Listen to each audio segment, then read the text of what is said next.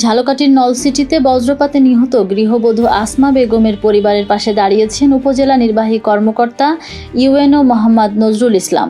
শনিবার বেলা 11টায় তিনি দপদপিয়া ইউনিয়নের উত্তর জুরকাঠি গ্রামের সোহরাব মাঝির বাড়িতে গিয়ে নিহতের সন্তান ও স্বজনদের খোঁজখবর নেন।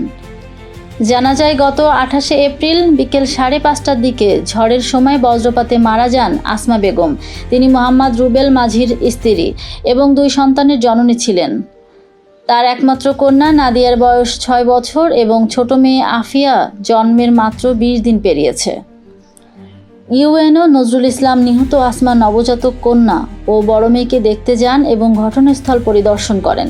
এ সময় তিনি নবজাতক শিশুটির জন্য নগদ আর্থিক সহায়তা প্রদান করেন এবং বড় শিশুটির পড়াশোনার দায়িত্ব গ্রহণের আশ্বাস দেন।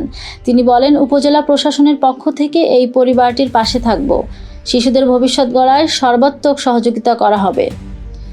এ সময় ইউএনওর সঙ্গে স্থানীয় জনপ্রতিনিধি ও গণ্যমান্য ব্যক্তিরা উপস্থিত ছিলেন।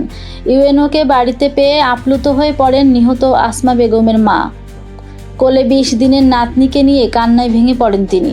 মাত্র 25 বছর বয়সে কন্যাকে হারিয়ে দিশাহারা এই মা বলেন, এই ছোট্ট বাচ্চাটাকে নিয়ে এখন আমি কিভাবে চলবো।